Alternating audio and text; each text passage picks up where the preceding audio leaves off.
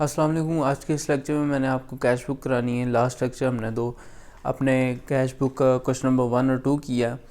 तो आज का क्वेश्चन नंबर हमारा 3 है। इसके अंदर हम कॉन्ट्रा देखेंगे, डेबिट और क्रेडिट बैलेंस करेंगे।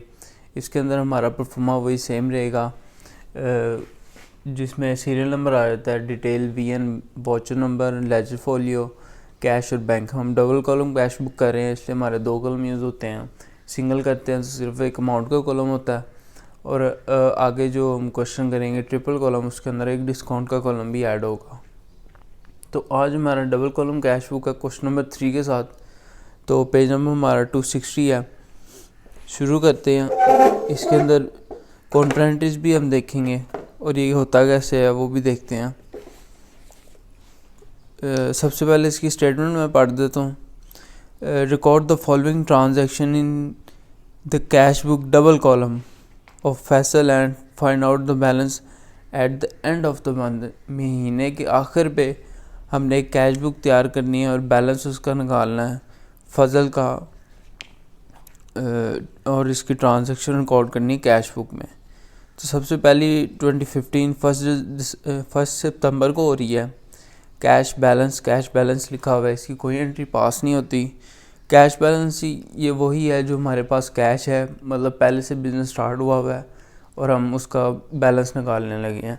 तो ये हमारा ओल्ड बिजनेस में आता है, तो इसका हम बैलेंस BD लिखते हैं।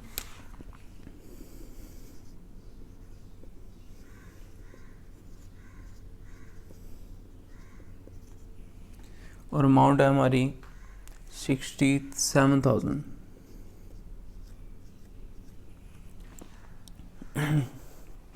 नेक्स्ट हमारी open an account, current account with HBL and deposited cash in their. HBL में एक अकाउंट हमने करंट अकाउंट ओपन कराया, उसके अंदर पैसे जमा कराए हैं। तो कैश इंक्रीज़ हो रहा है हमारा, बैंक में इंक्रीज़ हो रहा है, तो ये हमारी कॉन्ट्रा एंट्री है। यहाँ पे हम कैश लिखेंगे और बैंक में इसकी अमाउंट लिखेंगे। अमाउंट है हमारी 50,000।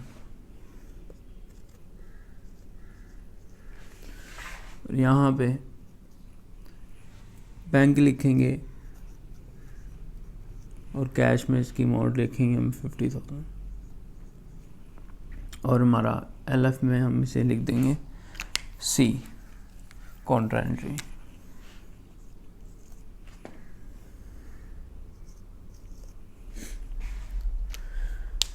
नेक्स्ट हमारा purchase furniture and paid cheque. Furniture bye किया तो इसकी होती है, फर्नीचर अकाउंट डेबिट होता है। और जो हम कैश चेक से पे कर रहे हैं तो बैंक लिखे हम, बैंक हमारा डिक्रीज़ हो रहा है, क्रेडिट होता है। अमाउंट है हमारी 4,000, 4,500।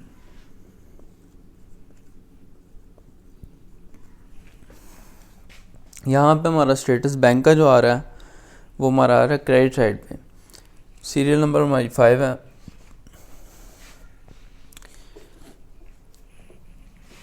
फर्नीचर के नाम से हम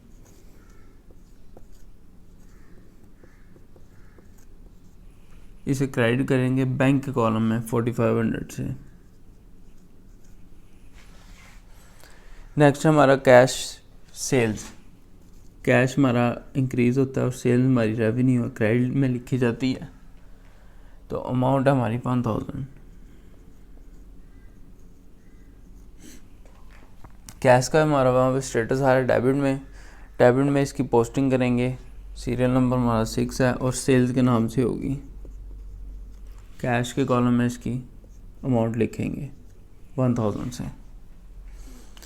नेक्स्ट हमारा received from Shoaib cash 500 and a cheque 3,000 and deposited the cheque into the bank. Shoaib से पैसे रिसीव किए 500 कैश पे और 3,000 बैंक में डिपॉजिट किए हैं चेक के ज़रिए। उसने पैसे टोटल हमें 3,500 दिया, जिसमें 3,000 उसने बैंक में जमा करा दिया हमारे और 500 रुपया उसने हमें कैश दिया। तो इसकी जो एंट्री होगी वो डेबिट साइड पे होगी शोएब के नाम से, एक कैश में होगी और एक बैंक में होगी। सीरियल नंबर है हमारा 10।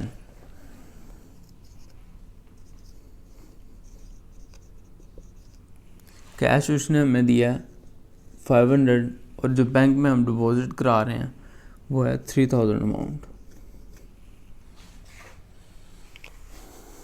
नेक्स्ट है हमारी purchase good and paid by cheque. चीज़ें परचेज़ की हैं, परचेज अकाउंट हमारा डेबिट होता है और किसके ज़रिए हम पे कर रहे हैं, and paid by cheque, bank decrease हो रहा है हमारा। अमाउंट है हमारी 5800।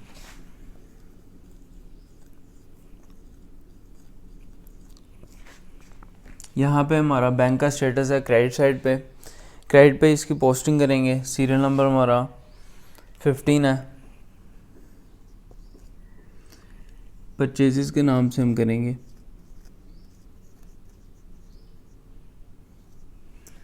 और अमाउंट है हमारी 5800। नेक्स्ट है हमारा received cash as commission. Commission हमने रिसीव किया कैश के ज़रिए, कैश की सूरत में हमने कमीशन रिसीव किया 600 अमाउंट है उसकी। तो जब कमीशन रिसीव होती है तो हमारा कमीशन अकाउंट डेबिट होता है। तो इसका जो एंट्री पास करेंगे हम वो डेबिट साइड पे करेंगे। 20 सीरियल नंबर है कमीशन के नाम से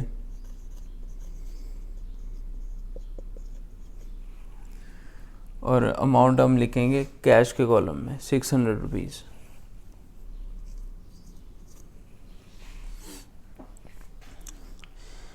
नेक्स्ट हमारी received cash in full settlement from Khalid and send the cash into bank. Khalid का अकाउंट सेटल किया और उससे जो कैश रिसीव किया वो बैंक में जमा करा दिया। तो इसका जो है सीरियल नंबर 23, यहाँ पे आपकी बैंक इंक्रीज़ हो रहा है तो सीरियल नंबर 23 में हम ये डेबिट में इसकी पोस्टिंग करेंगे। किस नाम से करेंगे हम, खालिद के नाम से। बैंक के कॉलम में इसकी अमाउंट लिखेंगे। नेक्स्ट हमारी withdrawn from bank for office use. Office use के लिए बैंक से पैसे निकलवाए गए हैं, ये हमारी काउंटर एंट्री में आता है। एक हम यहाँ पे लिखते हैं। यहाँ पे एक तो हमारा जो है कैश इंक्रीज़ हो रहा है, एक अमाउंट हम कैश में लिखेंगे यहाँ पे, और जो बैंक डिक्रीज़ हो रहा है वो हम यहाँ पे लिखेंगे कैश के नाम से। यहाँ पे हम बैंक के नाम से लिखेंगे, डेबिट करेंगे, और यहाँ पे हम कैश के नाम से बैंक साइड पे क्रेडिट करेंगे। सीरियल नंबर है हमारा विड्रॉन बैंक फॉर 29 है हमारा। कैश के नाम से हम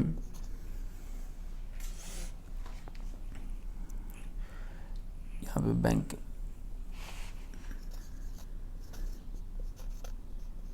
बैंक के नाम से हम कैश में अमाउंट लिखेंगे 5000 और यहाँ पे कैश लिख के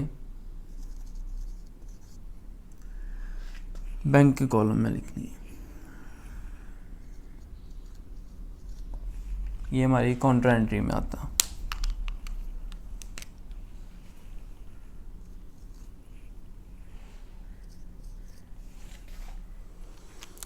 नेक्स्ट हमारा पेड सैलरी। सैलरी पे की है, सैलरी अकाउंट हमारा डेबिट होता है और कैश हमारा क्रेडिट होता है। तो कैश हमारा जब क्रेडिट हो रहा है तो इसका जो पोस्टिंग होगी वो हमारी होगी क्रेडिट साइड पे।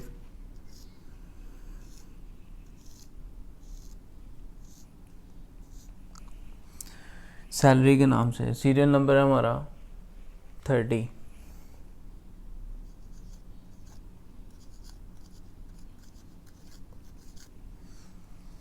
अमाउंट कितनी है हमारे पास, 7500। लास्ट हमारा पेड रेंट पे किया 30 सीरियल नंबर है। रेंट हमारा डेबिट होता है, कैश से पे किया जा रहा है और 400 हमारा कैश में लिख दिया जाएगा।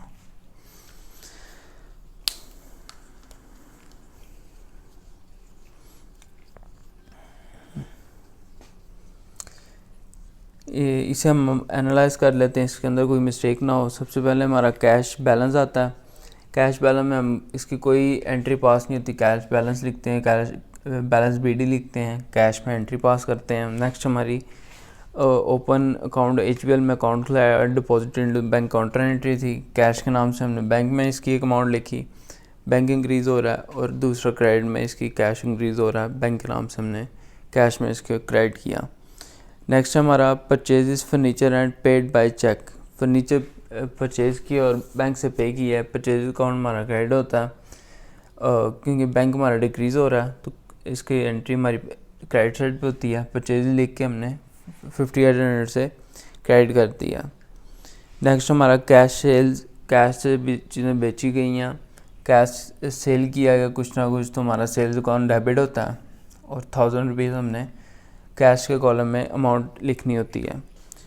नेक्स्ट हमारा रिसीव फ्रॉम शुएब से पैसे 500 रुपये कैश रिसीव किया और 3000 बैंक में जमा करा दिया, तो डेबिट इसकी एंट्री होती है, शुएब के नाम से होगी। 500 हम इसका कैश के कॉलम में लिखेंगे और 3000 हम बैंक के कॉलम में लिखेंगे। नेक्स्ट हमारा purchase good and paid by cheque. चीज़ें खरीदी हैं, गुड्स परचेज़ की हैं, बैंक से पे की हैं, तो हमारा इसका जो आता है परचेज अकाउंट हमारा डेबिट होता है, बैंक अकाउंट हमारा क्रेडिट होता है, तो हम यहाँ परचेज अकाउंट यूज़ करते हैं और 5800 क्रेडिट कर देते हैं। नेक्स्ट हमारा received cash as commission receive की, कमीशन अकाउंट हमारा डेबिट होता है, डेबिट में इसकी पोस्टिंग की है हमने कमीशन के नाम से, 600 हमने कैश के कॉलम में लिख दिया। नेक्स्ट हमारा received cash in full settlement from Khalid की अकाउंट सेटल किया और उससे कैश रिसीव किया और बैंक में डिपॉजिट करा दिया, तो ये हमारा जो है उससे कितना हमने कैश रिसीव किया, 600 रिसीव करके हमने बैंक में डिपॉजिट करा दिया, तो इसका स्टेटस जो आता है बैंक वाला आता है, कैश का स्टेटस नहीं आता। तो हमने 23 नंबर लिखा है, बैंक की साइड पे हमने इसे डेबिट कर दिया। नेक्स्ट हमारा withdrawn from bank for office use के लिए पैसे निकलवाए बैंक से, ये काउंटर एंट्री हमारी बैंक लिख के हम कैश में काउंटर एंट्री डेबिट साइड पे पास करते हैं, कैश लिख के बैंक की क्रेडिट करते हैं। अगली हमारी सीरियल 30 पेड सैलरी पे की है, किससे की जा रही है, कैश से की जा रही है, तो 7500 हम कैश कॉलम में लिखते हैं। रेंट पे किया जा रहा है, 400 हम रेंट में लिखते हैं। अब इन दोनों अकाउंट को इक्वलाइज कर लेते हैं। यहाँ पे जो हमारे से मिस्टेक हुई है, मेरे से जो एक मिस्टेक हुई है वो हुई है यहाँ पे अमाउंट की। यहाँ पे हमारी अमाउंट है 67700 है, जो बुक में अमाउंट लिखी हुई है।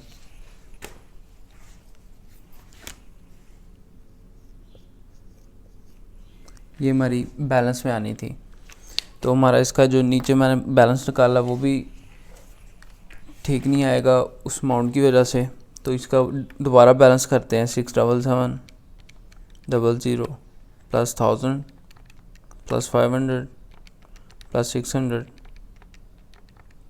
प्लस 5000, तो इसका जो बैलेंस आता है वो आ रहा है 74800।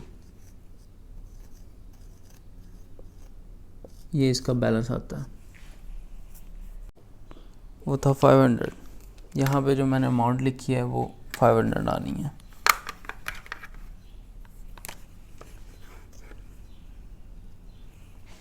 तो इसका भी बैलेंस जो आता है हमारा 50,000 प्लस 3,000 प्लस 500, इसका आता है 53500।